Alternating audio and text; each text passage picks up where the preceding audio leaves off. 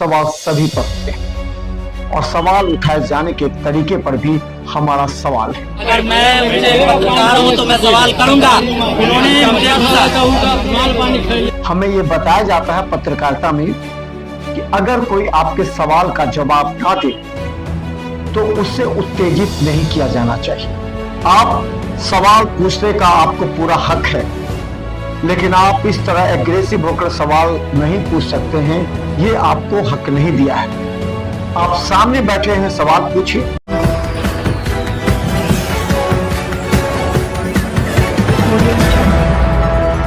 नमस्कार, बिहार मिथिला न्यूज में आपका स्वागत है। मैं मनोज। देखिए, आज कुछ महत्वपूर्ण सवाल है। ये सवाल हमारे उन तमाम नेताओं के साथ है। जरा गौर से देखिए, पिछले दिन जाले के भरवाड़ा के रमपट्टी में घटी घटना ने कई सवाल खड़े कर दिए। सवाल सिर्फ एक पर नहीं होता, सवाल सभी पर होते हैं और सवाल उठाए जाने के तरीके पर भी हमारा सवाल है।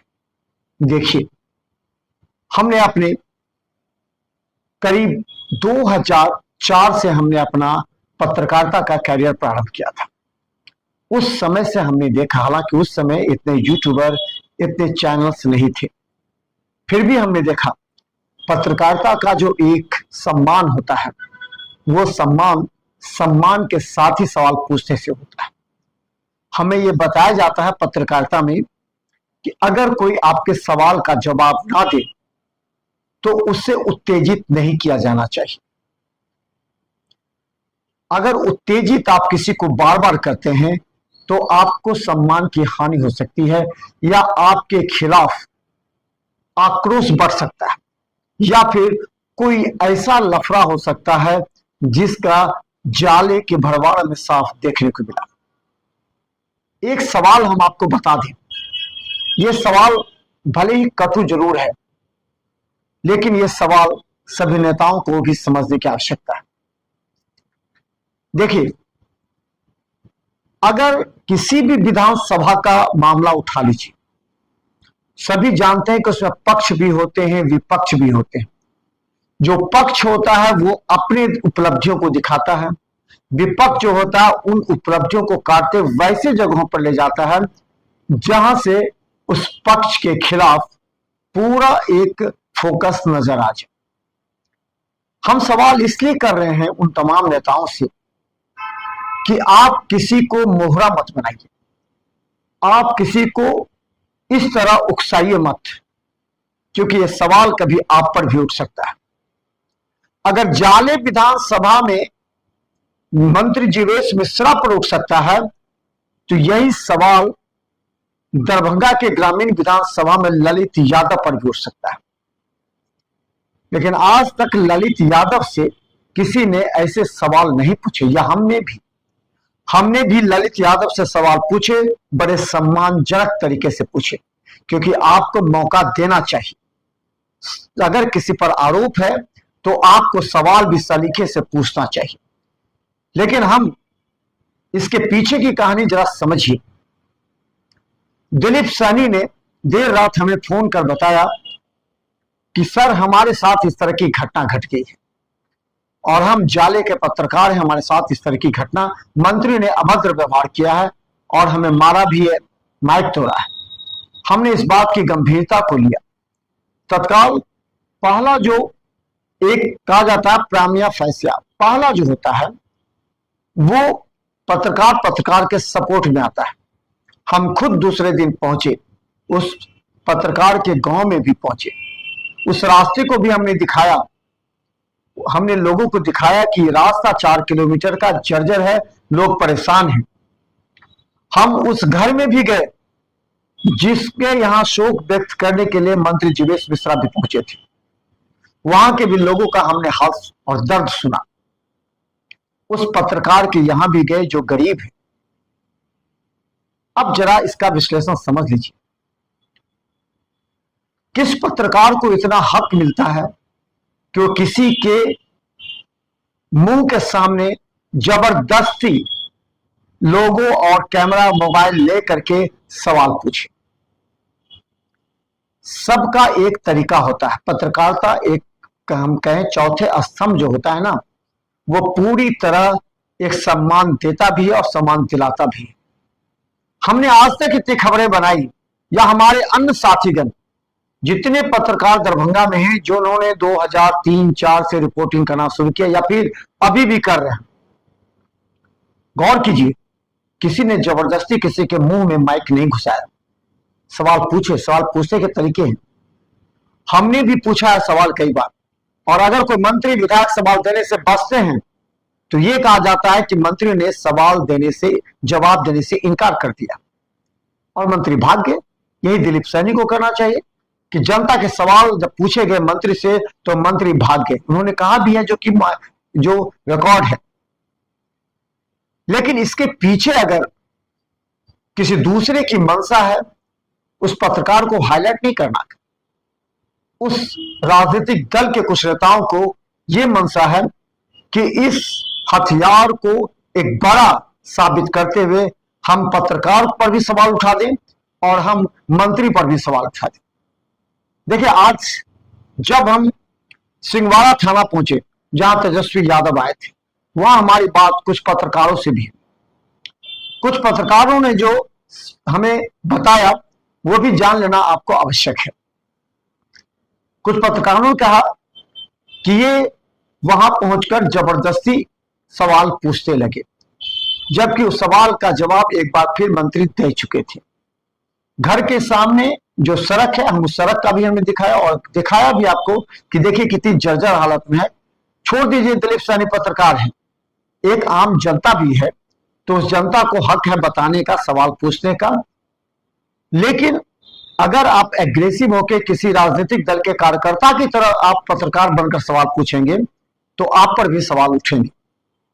देखिए, वहां के लोगों ने कहा, पत्रकारों ने कहा कि कहीं न कहीं इस पत्रकार की भी गलती है।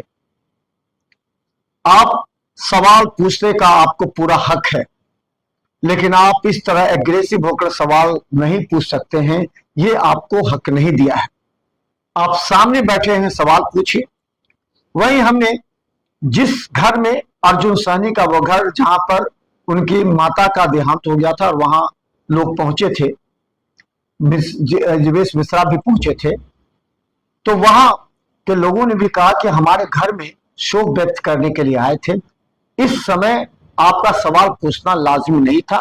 जब वोट मांगने आते तब नेता को तो घेरते ही हैं लोग, आप घेरिए। इस बात पर वहां भी विवाद हो गया।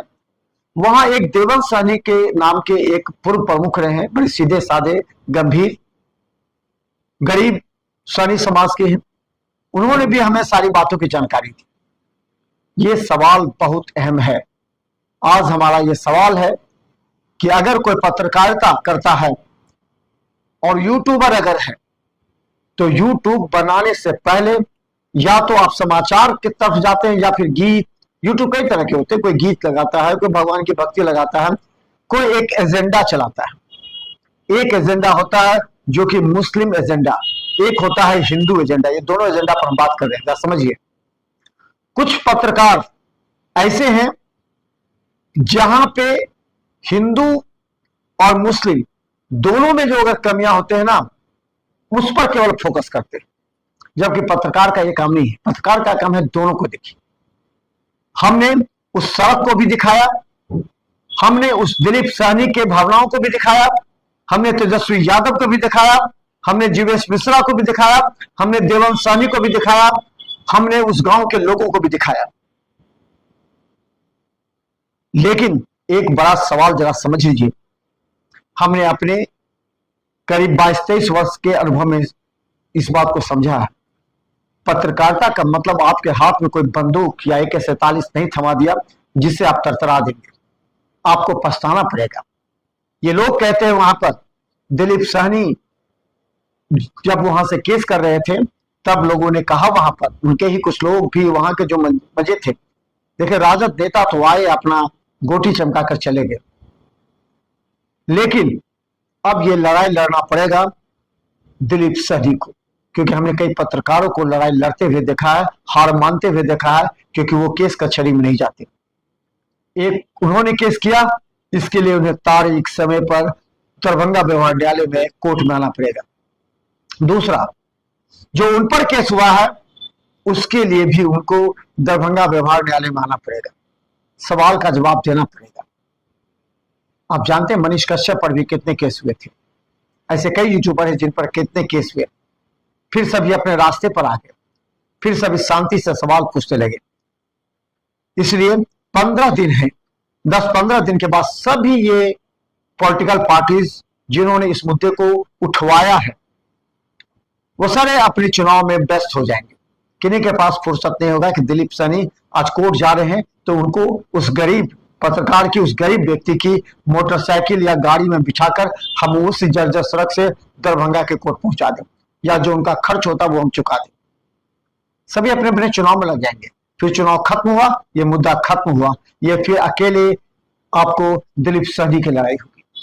ये हम सत्य बता रहे हैं। लेकिन अगले एपिसोड में आप जरूर देखिए कि नेताओं की राजनीति से क्या किसी को हथियार बनाना निश्चित तौर पर गलत है, और ऐसे भी व्यक्ति जो कि दिलीप सैनी जैसा नया नया पत्रकारिता काम शुरू करने पर अगर उनको इस तरह इस पेशा में लाया गया और इस तरह उसको प्रोजेक्ट किया गया और इस तरह दिखाया जा रहा है पूरे बिहार में कि देखिए एक पत्रकार के साथ किस तरह हुआ, तो आपको यह भी समझ लेना आवश्यक है कि जिस पत्रकार के साथ हुआ है उस पत्रकार के कंधों पर किसने बंदूक रखकर गोलियां चलाई। ये अगले एपिसोड में हम दिखाएंगे। देखते रहिए बिहार में खालिस। यूट्यूब में सब्सक्राइब कीजिए, जीटीपी सिटी केबल 10 पर लाखों लोग हमें देख रहे हैं। धन्यवाद।